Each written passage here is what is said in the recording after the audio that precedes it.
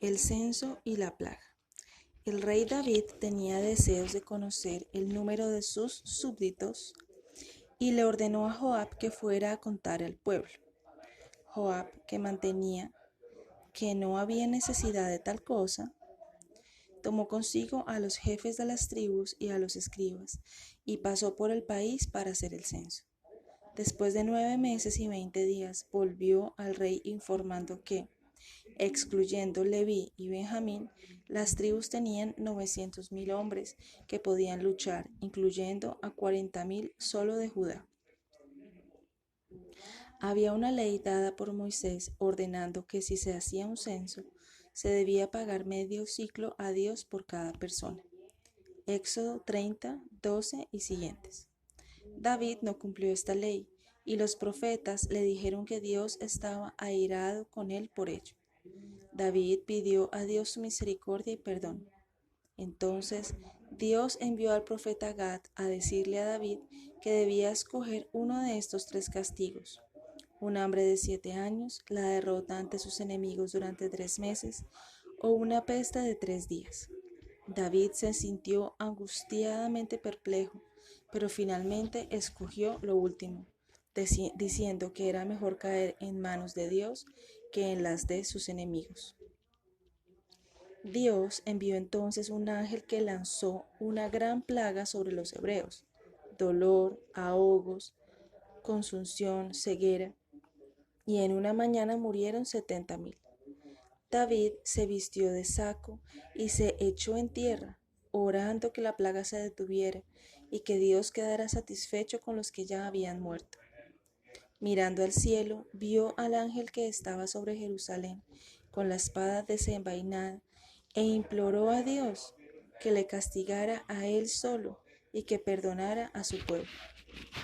Dios le oyó y detuvo la plaga. Envió al profeta Gad, que mandó a David que subiera en el acto a la era de Araúna, Jebuseo, y que edificara allí un altar para ofrecer sacrificio. Araúna, Oronas, en la edición de Clie, estaba trillando su trigo cuando David llegó con sus acompañantes. Él corrió hacia el rey, se postró y le preguntó qué deseaba. David le dijo que había venido a comprarle su era, para poder edificar allí un altar y ofrecer sacrificio a Dios. Araúna dijo que ofrecería la era como un don y que también le daría sus bueyes como holocausto. David le dio las gracias, pero pidió pagarle por todo, por cuanto no era propio ofrecer un sacrificio que no costara nada. Entonces le compró la era por 50 siclos, edificó el altar y ofreció sacrificios. Dios quedó aplacado y volvió a mostrarse en gracia. Ahora bien, este era el mismo lugar en el que Abraham sacrificó un carnero en lugar de a su hijo Isaac. Cuando David vio que Dios se complacía con su sacrificio, llamó a toda aquella área el altar de todo el pueblo y lo escogió como lugar donde el templo sería edificado. La muerte de David.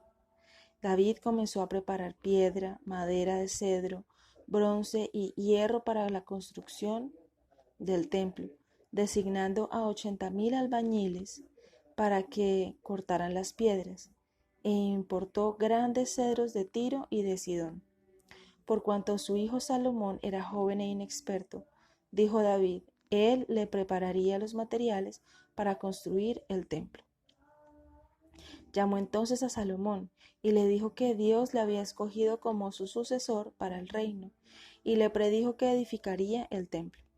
David citó los preparativos que había hecho con este propósito e informó a Salomón que había reservado una gran cantidad de oro y plata en su tesorería para pagar los materiales y a los trabajadores.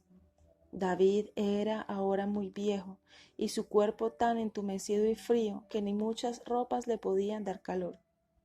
Sus médicos le sugirieron que se escogiera una hermosa virgen para que durmiera con él y lo calentara. Entonces encontraron a una muchacha de gran belleza que se llamaba Abisac, que meramente mantenía al rey caliente en la misma cama, porque estaba demasiado débil para poder tener relaciones con ella. Pero el cuarto hijo de David, Adonías, aspiraba a ser rey en lugar de Salomón, y lo apoyaban Joab y el sumo sacerdote Abiatar. Preparó él un gran banquete fuera de la ciudad, en el huerto real, para todos sus partidarios, pero estaban bromeando, aplaudiendo y deseándole un largo reinado. Pero el profeta Natán alertó a Betsabé, y los dos fueron a ver a David. Y le preguntaron si había declarado rey a Adonías en vista de los festejos que se estaban celebrando. David decidió proclamar a Salomón rey en el acto. Ordenó a sus siervos que ensillaran la mula real y que sentaran en ella a Salomón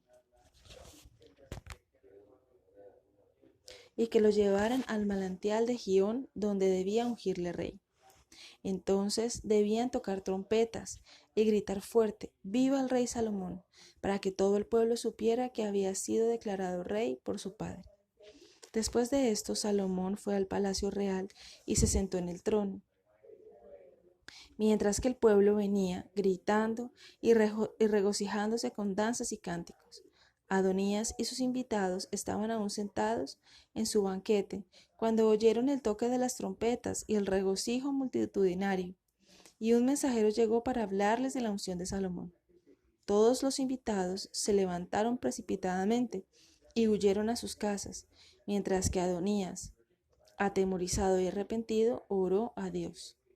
Pero cuando le dijeron a Salomón que Adonías estaba asido de los cuernos del altar en humildad y que temía por su vida, hizo traer a Adonías delante de él.